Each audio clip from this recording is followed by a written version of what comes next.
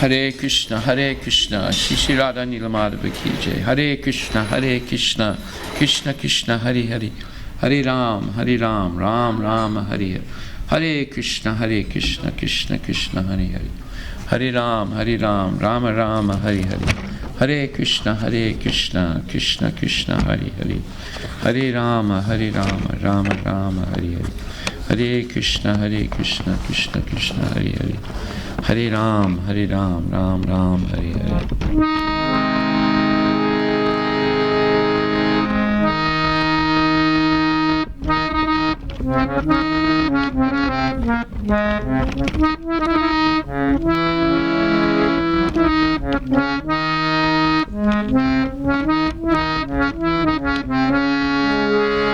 Om Purnamadaha Purnamidam Purnamudachyate Purnasya Purnamadaya Purnamidavasishyate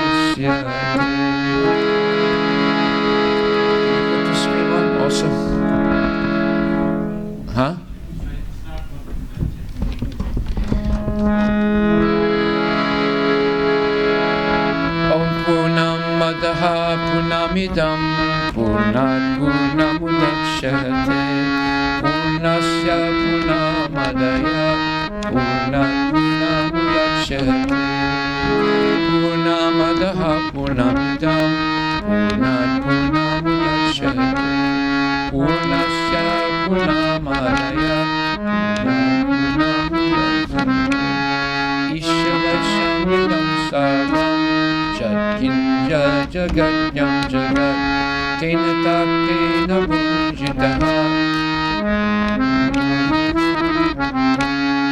Kurvani Vaha Karmani Chijiva Chekshatam Samha Evam Vayina Nyate Dosti Mama Mikate Hare Asuya Namate Loka Antena Tamasavridaha Tamste Pitya Vichitanti Ike Chatmahanochanaha Anejalika Manaso Javiyo Nena Limapuram Bhumamasat Tajavatona Nateti Tashat Tasmena Pumata Visvadadati Kane Jati Tadne Jati Tadure Tadyasti Tanantanasya Sarvasya Adu Sarvasya Javayataha Yasmin Sarvam Bhutani Amen Atmani Nimam Pasyati Karute Suchakmanam Nadijusyate Yasmin Sarvam Bhutani Ameva Bhurat Vijanataha Tatramanupashyataha Saprayagachukramakaryam avratam Snavidam Sudamapapravidam Kavit Manasi Paripusvayambu Yatat Yataputam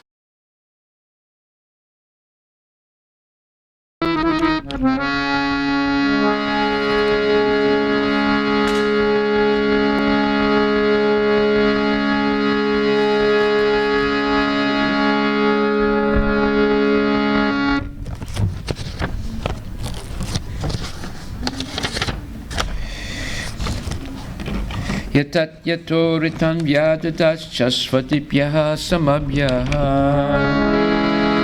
Saprayagachukamakkayam avrinam Asnavidam Sudha apapavitam Kavimanisi paribhusvayambhu Yatat yatoritan vyadataschasvatipyaha samabhyaha Angam tamaha pravishyanti Esam buddhim upasyate Tato bhuyaiva te kamo Yayusam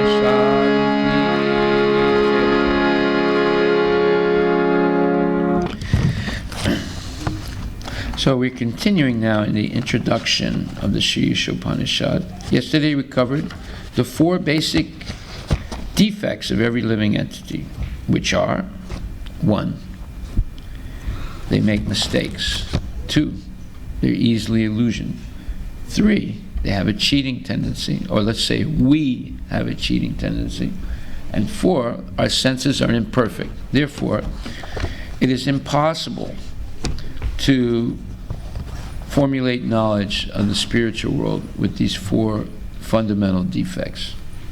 We need help. It's just like it's impossible for a deaf person to hear. Therefore, they need help to be able to learn sign language and be able to read lips when people talk in order to communicate. They can learn how to communicate by recognizing lip movements of people and then using sign language. But they need help. The same way, because of our 4 defects, it's impossible for us to understand the nature of the spiritual world. However, if we have help, we can. And that help comes in the form of patient and regular hearing about Krishna and Krishna consciousness from a bona fide person. If you hear from an unbona fide person, just like there was once a Japanese fellow who lived near a United States Army base in Japan during the occupation. And every day he would have some interaction with the soldiers. Okay, Prabhu, can you fix the screen? And every day he would have interaction with the soldiers. Now, American soldiers, they like to joke around a lot. So the Japanese fellow, he wanted to learn English. So they agreed to teach him how to learn English. So they taught him curse words in English. So, instead of saying, "Hello, how are you, sir?" Well, I don't want to say what he'd said, but he'd say something really gross, and he thought he was, saying hello in English, right? And then he'd say, how are you? You know, so the way he'd say how are you is like the grossest thing you could say in English, right? So one day he met some lady, American lady, in downtown Tokyo, you know, and he wanted to test out his Japanese. So he goes up to her and says something really gross, but he thinks it's hello, how are you? You know, oh hello, you know, and she looks at him like she's shocked, you know, and then he gets a little confused, and then he says how are you? But he says something extremely gross, you know, and the lady called the police. So the police come, and she said, arrest him, he's trying to molest me. And the Japanese guy doesn't understand, so he starts speaking Japanese. And the policeman says, and he says to the lady, what did he tell you? And she said, well, he told me, you know, so and so. So he goes, you know, so this went on for 20 minutes. Finally, they arrested the guy. They thought he was lying, you know. But the man kept saying, I was just speaking English, I just said hello to her. So he asked the lady, did he say hello? She said, no, he told me, you know, go to whatever. And so you say, if you don't hear from a bona fide person, it's like learning English from American soldiers in Tokyo. Right? You'll end up with the completely wrong conclusions of everything about spiritual life. Or you have half conclusions, as they say. Nim Hakim Khatre Jan. You know, half doctor means no doctor, your life is in danger. And Nim Fakir Khatre Jan, half priest means no priest, you'll be in danger. You'll learn the wrong things from these people. So there's 4 defects, which are, 1, what are the 4 defects? No. Mistakes? Delusion. We have cheating propensity. Yeah. And imperfect senses. Okay. Puja keeps repeating after everyone else says. Can you say the 4 of them? The first one is that we make mistakes. Yes. Second is we are in illusion. Yes. And then we have cheating propensity. Yes. And then 4th one is senses are imperfect. Very good. Okay. So then we learn the difference between a mistake and an illusion. Who can explain the difference? Who can explain first what a mistake is? Then second, what an illusion is? And then what is the difference between the two? Yes? Mistake is because of perception, whereas an illusion is if we act on that particular mistake. Okay, give me an example of a mistake. A mistake is if we see a mirage in a desert, so that is a mistake. But if A mirage of what? Mirage of water or something in the desert, that is a mistake. But unless and until it's an oasis, but you know, we're just talking about ordinary circumstances. That is a mistake. But if we act on it and we drive towards that particular place and are searching for water, then that is a perfect illusion. Okay, and then what is a delusion? A delusion is when we are acting in the state of illusion, then we are actually in illusion. We act on our illusion. Yeah, if we try and convince our friends there's water in the desert, and they said, well, we don't think so. I said, no, I can see it. They said, but that's a mirage. No, it's water. And they said, well, we're not going, you know. And they said, okay, I'll go, I'll show you. I'm going to drink some fresh water. And he keeps going, finally dies. Right? Or like Stephen Hawkins, you know, he's saying that we have to go to the moon. Like that, right? So who's going to go first, Steve? You go first. You know, you send us a postcard, tell us how wonderful it is there, you know. Crazy things, you know, you're acting in a delusional state. Or the biggest delusion of all. What's the biggest delusion of all? What's the biggest illusion of all? That we are this material body. That we are the body. Now what does it mean, illusion? What's the definition of it? Something that does not exist. Something that never existed, you believe exists, or you believe is true. Something that was never true, you believe is true. Just like, I am this body. At no time were we ever this body. We are the soul in the body, but never the body. But people believe, I am this body. That's the ultimate illusion. And they act the rest of their life as if they are the body. Now, the perfect example, one lady had she went to Petco and purchased an extremely expensive bird. And because she had a lot of money, she also bought an antique golden cage for the bird. And every day, she would polish the cage.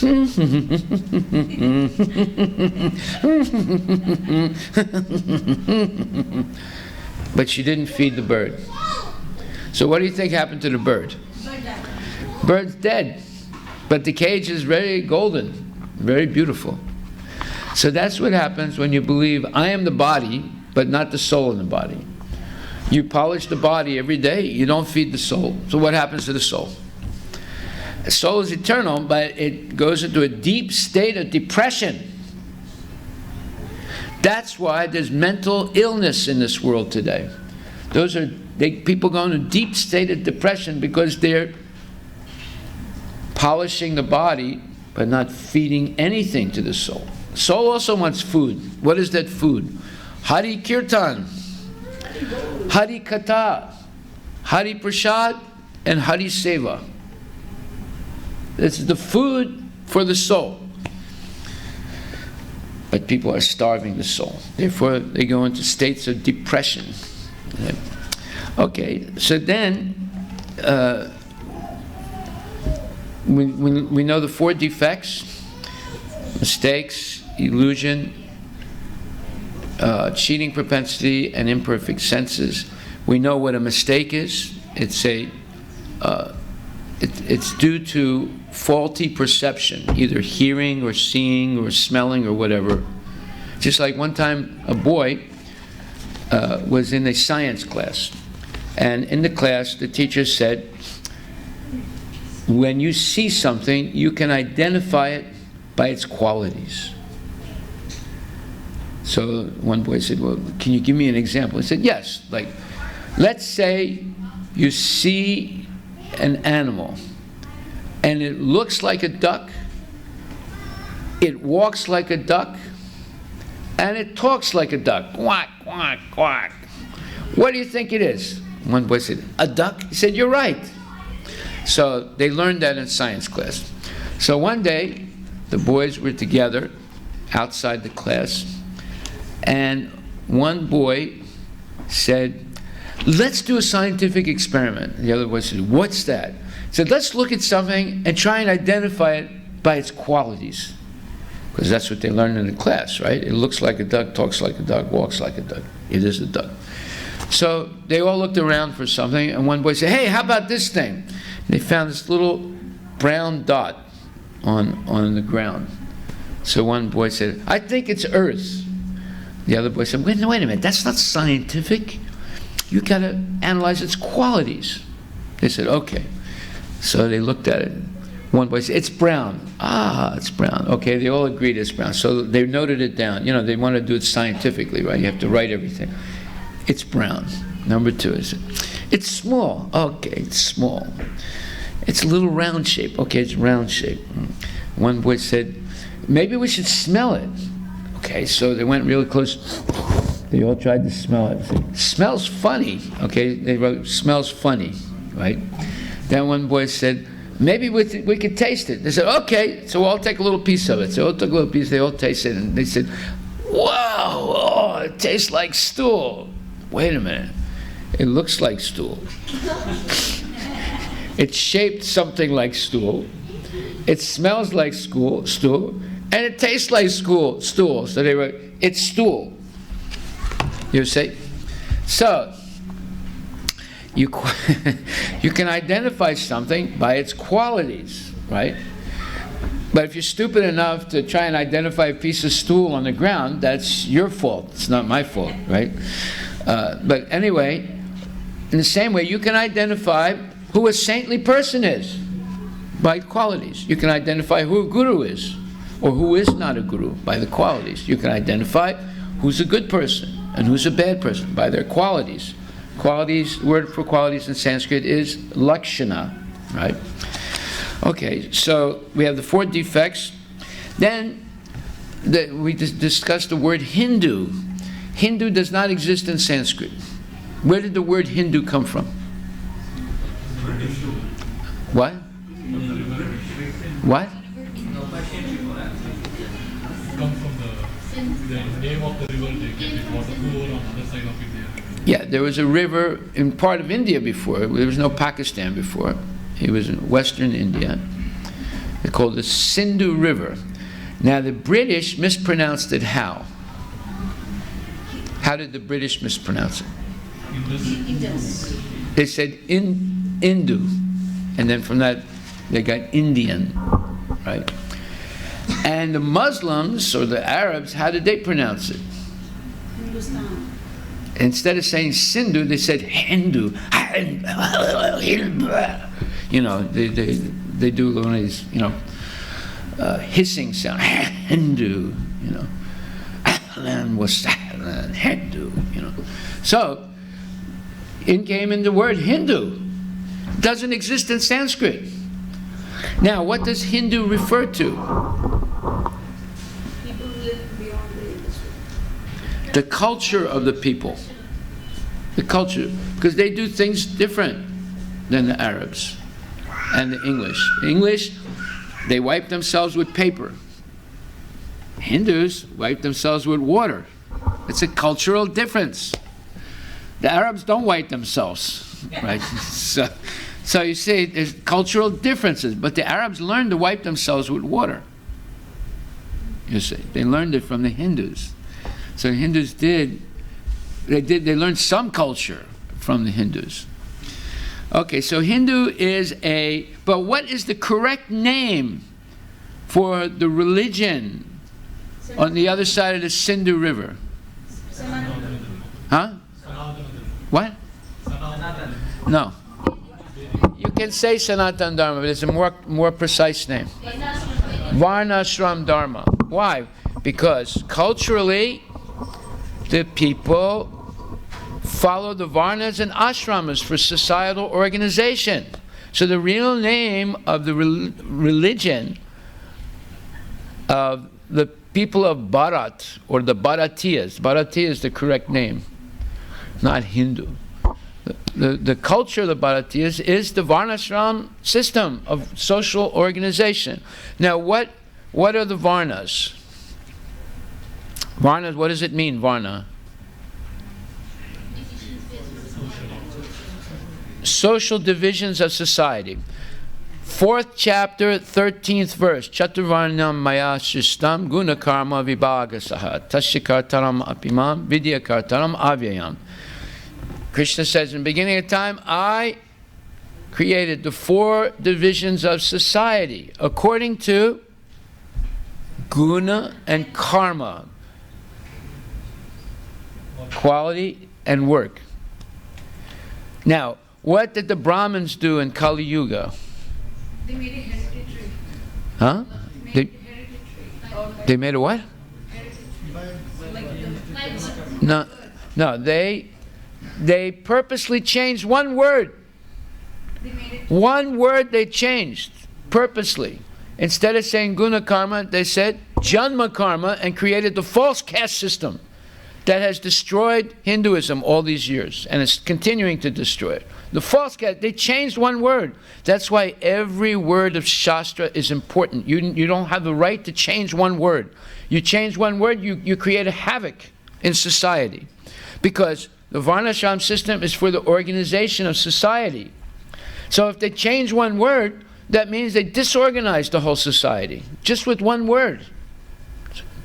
So, then, and what are the 4 social orders? Go ahead, say it out loud. Don't say as if, you say it low enough so if you make a mistake, no one understands. Just say it out loud. Brahman, Kshatriya, Vaishya, and Shudra. Yes, exactly right. And what are the 4 spiritual orders?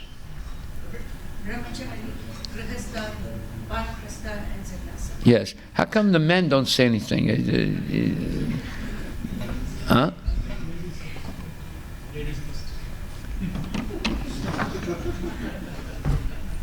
Okay, so then how should we accept the Vedas? As it is. Yeah, as, what's the exact word?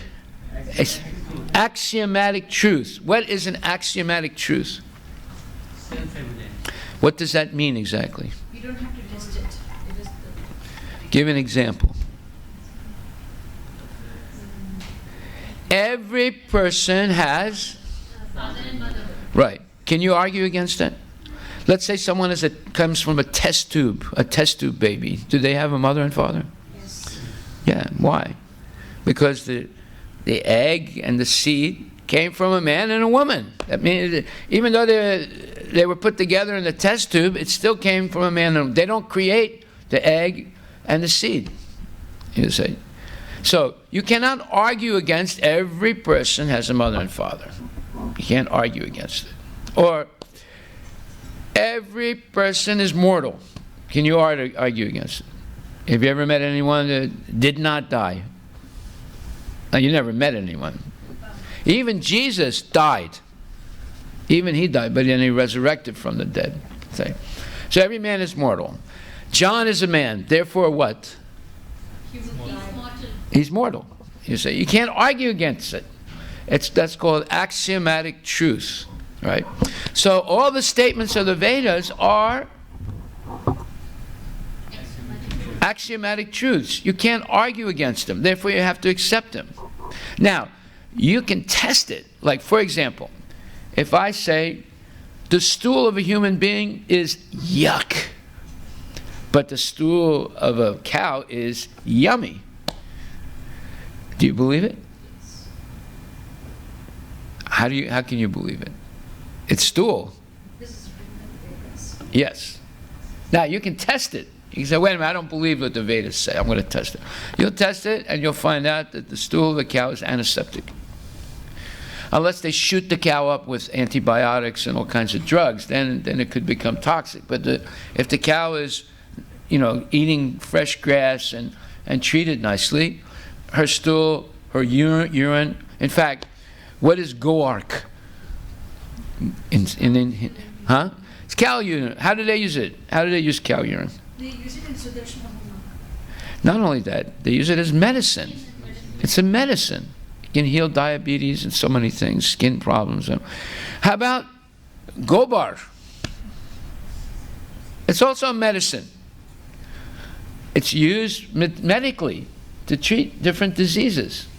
In villages, it is used for the place where they cook food. They make that place neat and clean. They sterilize it. Yes. If you burn gobar, mosquitoes stay away. They use that in the villages to keep the mosquitoes away. So, the Vedic statements are axiomatic truths, even though there seems to be a contradiction. Like, for example, it says stool is untouchable, but the stool of the cow is pure. That does not sound rational. It's still stool. Well, how could it be pure? But if you test it, you see it's a fact, because it's a Vedic statement. Okay. Now, the other thing is, Vedic statements, because they're axiomatic truths, cannot be interpreted. Just like the Brahmins in Kali Yuga changed one word of Bhagavad Gita. Chaturvanyam maya sristam guna karma vibhagasaha. So they said, Chaturvanyam maya sristam janma karma vibhagasaha. They changed one word and they created the whole false caste system that's created so much trouble. You see? So, you cannot change one word of the Vedas, and you cannot interpret them either. Just like someone says, oh, Kurukshetra, that's the body. And the Pandavas, that's the five senses. And this thing is something else, and that thing is something else. And they give these nice explanations. You go to the Bhagavad Gita lectures by the Mayavadis, they start speaking like that. And you don't offer to Krishna. It says, Yat karosi yadasnasi yat johosi dadasiyat. Krishna says, whatever you do, offer to me. Whatever you give in charity, offer to me. Whatever austerities you perform, offer to me. Whatever you eat, offer to me. But the Mayavadis say, it's not to the person Krishna, it's to what is beyond Krishna. No, but that's an interpretation. That's not what the words say. When it says offer to me, it doesn't say offer to beyond me. You see? So people who interpret the Vedas commit a sinful act. Why? Because it'll take you away from Krishna. Anything that takes you away from Krishna, the person, is a sin. It's actually a very nasty thing. Okay. Now, the Vedas were not written by human beings. It's not like the Bible, the Quran, and all these things. They were not written down or imaginations of normal human beings. It came directly from Srimad Narayana. And originally, it was communicated to Brahma when he heard the flute of Krishna. And then his mind became illuminated. This is explained in the Brahma Samhita. So, it's not human knowledge. Therefore, Vedas should be learned by Shruti. What does Shruti mean? Hearing, right? So this is where we stopped yesterday. The Vedas are not compilations of human knowledge. Vedic knowledge comes from the spiritual world, from Lord Krishna. Another name for the Vedas is Shruti. Shruti refers to that knowledge which is acquired by hearing. So, what does Arjuna tell Krishna? He says that Maya Shakta Manakparta Yogam Yunjan Madasraya Asamsaya Samagramam Yata Gyasasi Tat Shrinu. What does Tat Shrinu mean in Sanskrit? Hear from me, Arjuna. If he's saying, the first verse of the 7th chapter, he says, if you hear from me this Vedic knowledge, now hear, O son of Prita, how by practicing yoga in full consciousness of me, with mind attached to me, you can know me in full, free from doubt. So the Vedic knowledge is learned by hearing. It's not learned by studying. It's not learned by writing. It's not learned by creative writing. It's learned by hearing. Say, and there's a saying in my language, you don't learn by talking. You learn by listening. So to develop the ability to listen effectively is what you learn in the Sanskrit schools, in the devotee schools, or the Vedic schools. You learn to listen effectively, and the way you do that is you begin by drinking ahimsa milk. Milk from cows that are treated like your own mother. Because that rejuvenates the brain. It takes out the rust of Disney movies, of computer games, of cell phone conversations, of Twitter, of Facebook. It purifies all that stuff, right? And secondly, it's purified by chanting Hare Krishna, Krishna Krishna, Hare Hare, Hare Rama, Rama Rama, Hare Hare. Yeah, if you don't believe me, here's the quote from the Bhagavad Gita, where Prabhupada says that the memory is improved by chanting Hare Krishna. Let's see. Anyway, we'll come to that. Okay, so you want to improve your memory, you want to improve your hearing skills, you have to follow the regulative principles, chant Hare Krishna, drink pure milk, then you'll be able to hear. And when you hear something, you'll be able to remember it.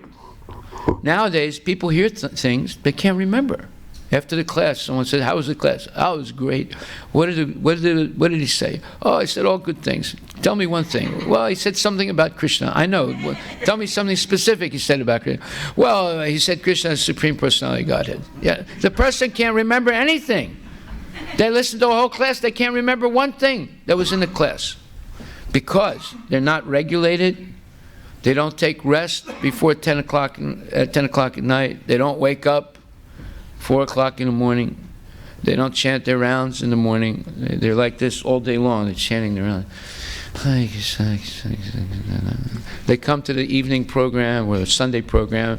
Hare Krishna, standing way in the back. Hare Krishna, Krishna, Krishna. You think you're going to be able to chant your rounds well on a Sunday night when there's 300-400 people in the temple and there's music going on? You can't chant properly. Can you chant your rounds in class? Hare Krishna, Hare Krishna, Krishna. You won't remember anything that was said in the class. So, and that's called inattentive chanting. It's an offense against the holy name. You have to wake up early in the morning when there's no disturbance and chant your rounds by focusing on every name of Krishna. But to wake up early in the morning, you have to take rest early. And you have to be regulated in your eating and all your habits. This is called Vedic culture. Vedic culture is how you do things on a daily basis. How you eat, sleep, all these things. Okay. So Shruti refers to that knowledge which is acquired by hearing. It is not experimental knowledge. Shruti is considered to be like a mother. We take so much knowledge from our mother. For example, if you want to know who your father is, who can answer you? Your mother. If the mother says, here is your father, you have to accept it. It is not possible to experiment to find out whether he is your father. Similarly, if you want to know something beyond your experience, beyond your experimental knowledge, beyond the activities of the senses, then you have to accept the Vedas. There is no question of experimenting. It has already been experimented. It is already settled. The version of the mother, for instance, has to be accepted as truth. There's no other way. So, you don't have to engage in scientific experimentation to find out what the truth is. You simply study and hear Bhagavad Gita spoken by honest people who are following in the parampara, and you can learn what is beyond your senses, what is beyond your capacity for experimentation, what is beyond your visual imperfect senses. See? This knowledge is aporusheya. It's coming from the spiritual world. You cannot figure it out with imperfect senses. You can only find out by hearing. Just like a little boy, one day, his mother says, honey, kitab, ya kitab hai. And the boy says, ya kitab hai. Then he goes to school first day, and the teacher says, what is this? And he said, ya kitab hai. You're right. How did you know? Mata told me. Very good. Your Mata is a good teacher. Right? Mata's not going to say, ya kalam hai. No, it's not a kalam. It's a kitab. Right? It's not, the mother is not an American soldier in Tokyo. Ya kitab, ya kalam hai. No, ya kitab hai. Because she's giving you honest knowledge, right? But that boy did not study. He simply repeated what his mother said. That's called Shruti. Our mother is the Vedas, and our father is Krishna. If mother says, here is your father, you have to accept it. It's not possible to experiment to find out whether he is your father. Similarly, if you want to know something beyond your experience, beyond your experimental knowledge, beyond the activities of the senses, then you have to accept the Vedas. There's no question of experimenting. It has already been experimented. It is already settled. The version of the mother, for instance, has to be accepted as truth. There's no other way. The Vedas are considered to be the mother, and Brahma is called the grandfather, the forefather, because he was the first to be instructed in the Vedic knowledge. In the beginning, the first living creature was Brahma. He received this Vedic knowledge and imparted it to Narada and other disciples and sons. And they also distributed it to their disciples. In this way, the Vedic knowledge comes down by disciplic succession, which is called parampara. Evam parampara praptam imam rajasayo vidu. It is also confirmed in the Bhagavad Gita that Vedic knowledge is understood in this way. If you make experimental endeavor, you will come to the same conclusion, but just to save time, you should accept. If you want to know who your father is And if you accept your mother as the authority, then whatever she says can be accepted without argument. Now, your mother says, so-and-so is your father, but you have a doubt. So what do? Well, you couldn't do it before, but nowadays you can get a DNA sample of the father and match it up with the DNA sample of yourself. And if it's 90% match up, 90% sure it's your father, right? There are three kinds of evidence: pratyaksha, anumana, and sabda. Pratyaksha means direct evidence. Direct evidence is not very good because our senses are not perfect. We see the sun daily, and it appears to us just like a small disk in the sky, but it is actually far, far larger than many planets. Of what value is this seeing? Therefore, we have to read books. Then we can understand about the sun.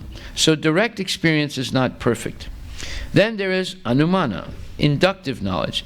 It may be like this, hypothesis. For instance, Darwin's theory says it may be like this, it may be like that. But that is not science, that is a suggestion. And it is also not perfect. But if you receive knowledge from the authoritative sources, that is perfect. If you receive a program guide from the radio station authorities, you accept it. You don't deny it.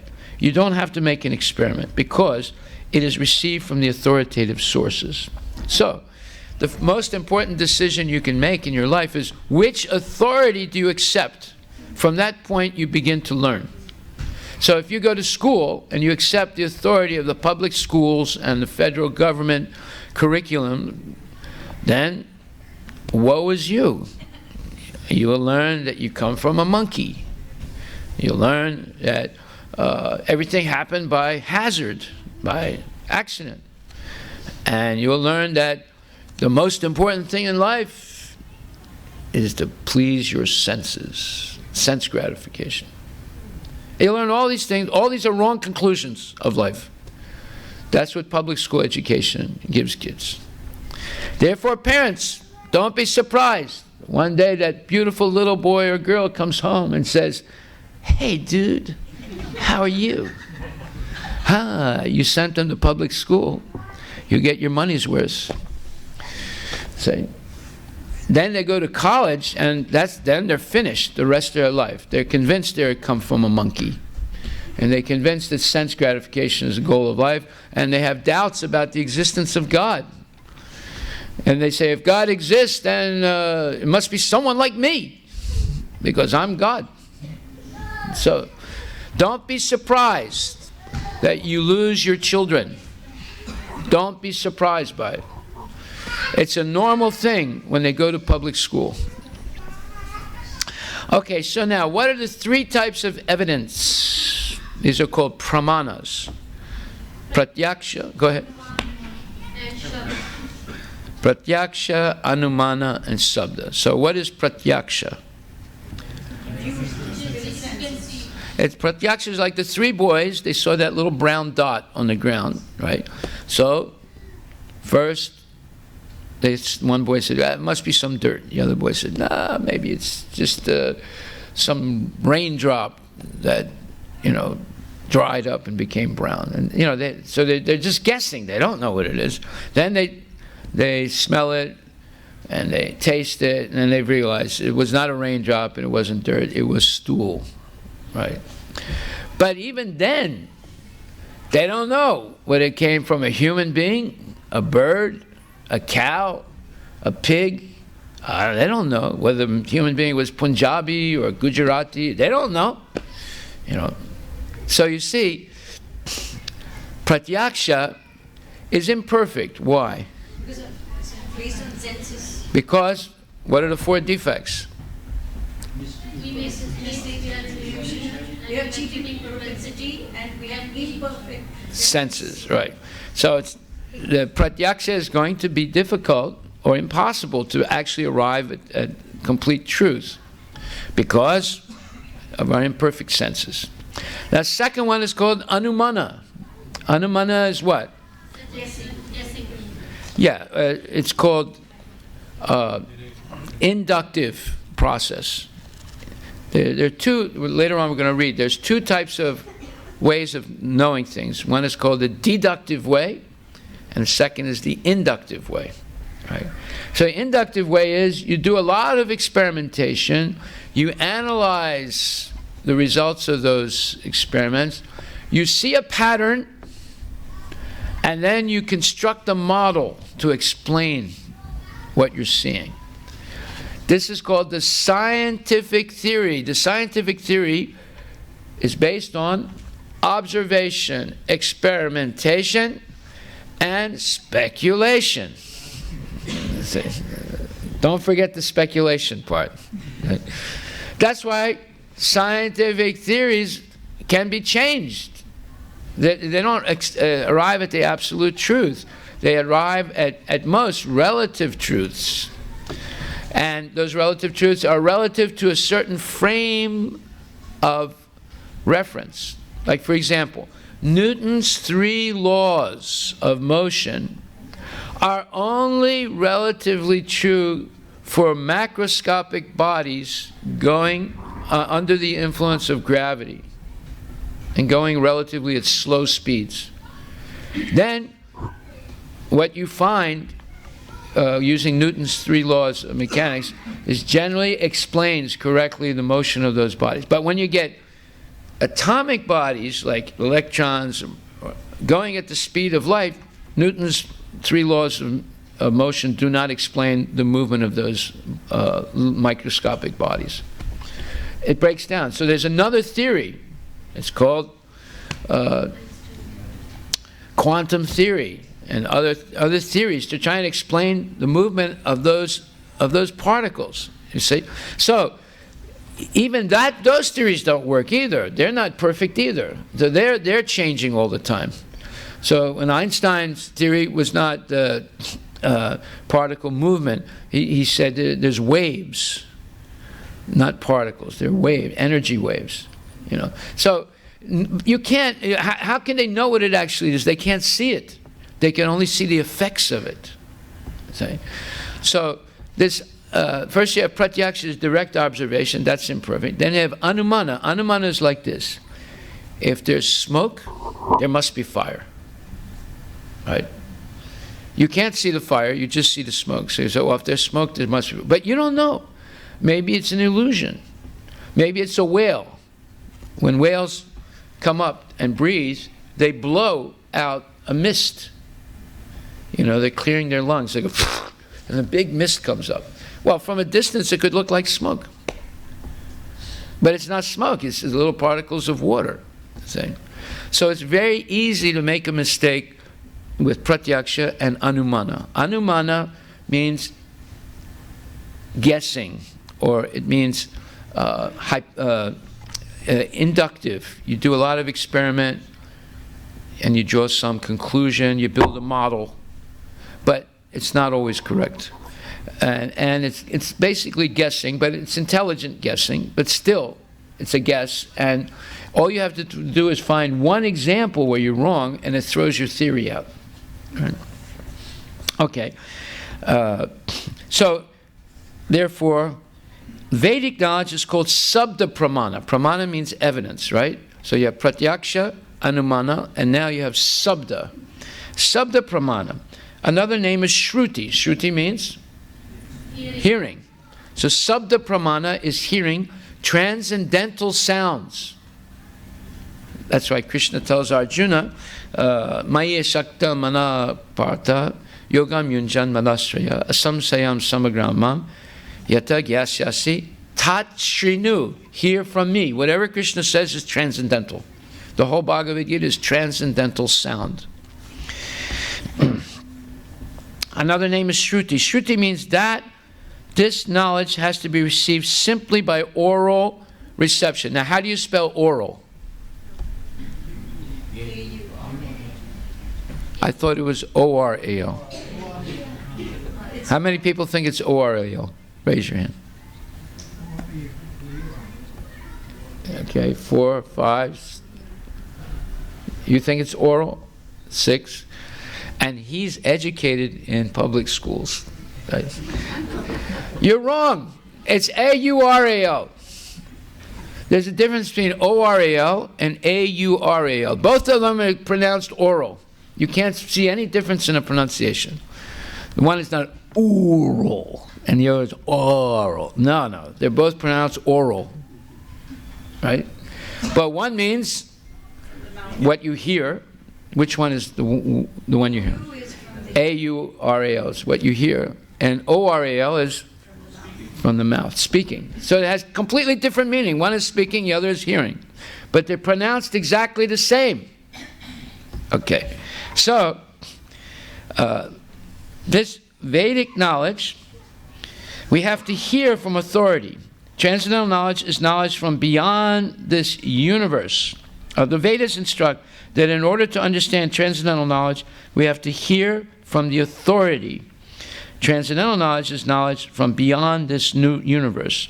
Within this universe is material knowledge, and beyond this universe is transcendental knowledge. So this Bhagavad Gita is not material knowledge, it's transcendental knowledge, coming directly from the spiritual world. It's spoken by Krishna himself. It is called Shruti. It should be heard with respect and attention. Right? We cannot even go to the end of the universe. So how can we go to the spiritual world? Thus, to acquire full knowledge is impossible. Now, the example given is this. The example is the city is on the river. What do you understand from this statement? Can someone explain? The city is on the river. It's on the back of the river. You understand it's on the bank. Which bank? There's two banks. Is it the American West Bank or the Key Bank, right? So you understand it's on the bank of the river. Do you know which bank? Or both? Is it on both banks? It could be, yeah.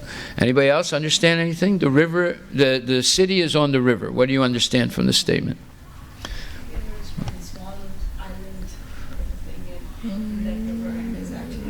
It's on the island in the middle of the river, yeah.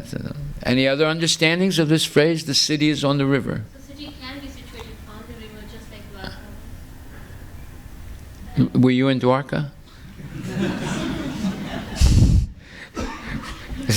See that now you have an example of what's called speculation. That was a speculative phrase, but she presented it as if she was an authority. You have to learn not to do that. That's a dangerous thing. So anybody else have another understanding of the city is on the river? Huh? Could be name of a boat. It could be the name of a boat. Yeah, that's another understanding. No, that's another speculation. Yes. Now, is there any way you could figure out, either studying the grammar, either studying etymology of the words, either studying, whatever. Is there any way you could really understand how the city is situated on the river? No, it's impossible.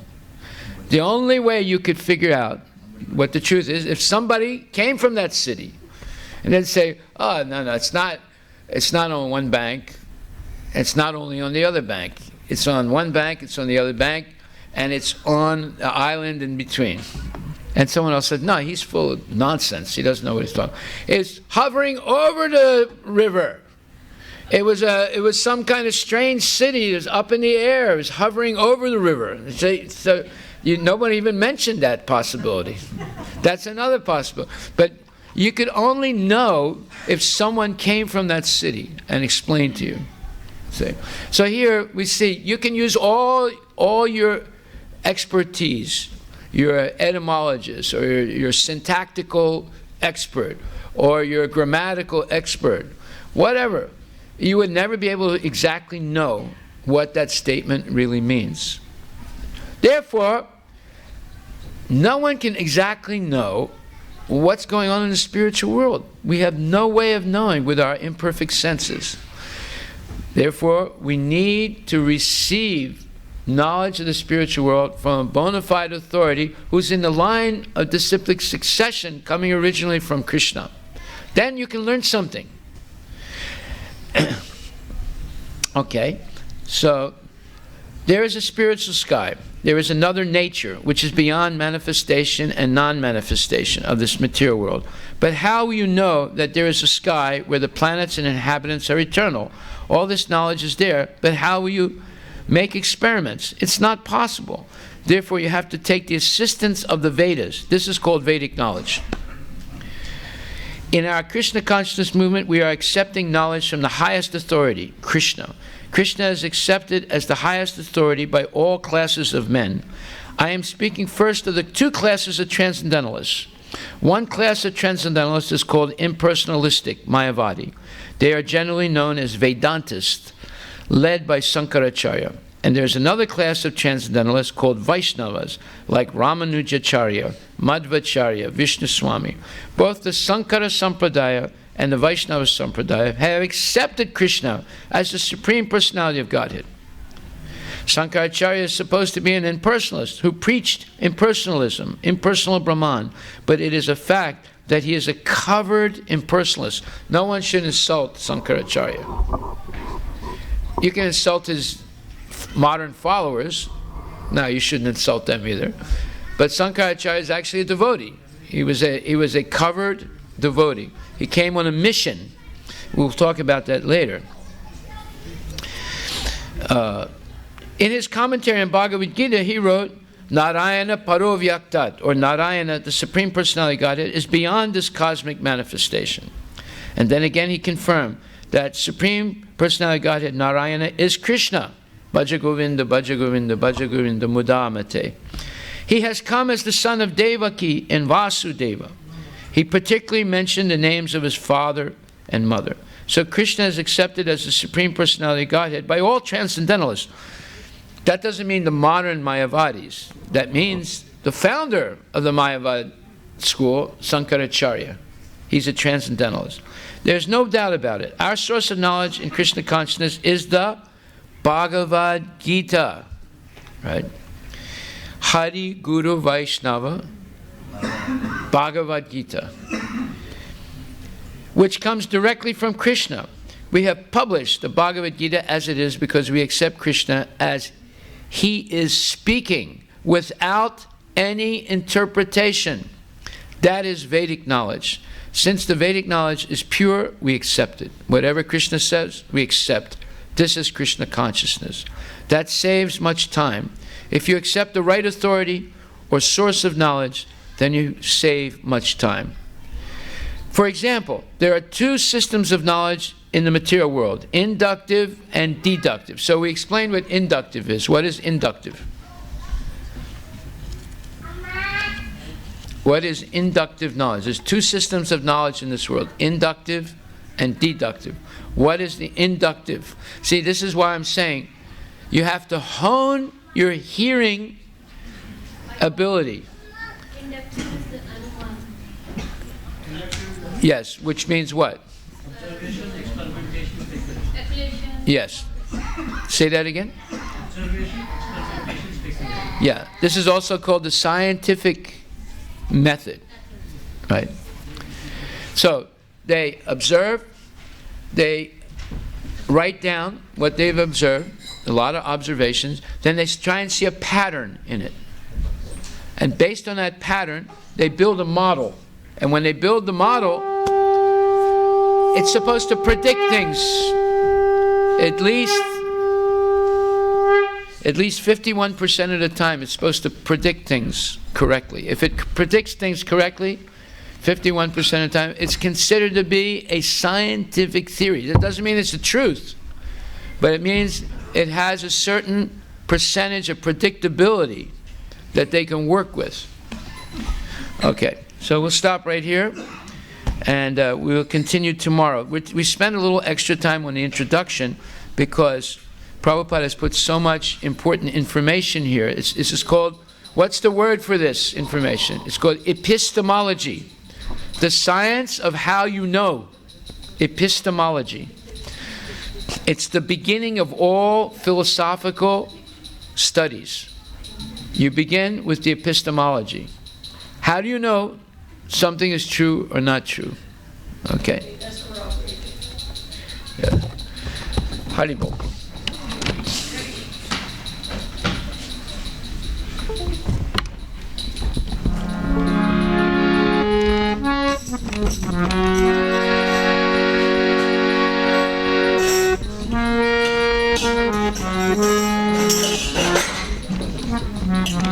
Hare Krishna, Hare Krishna,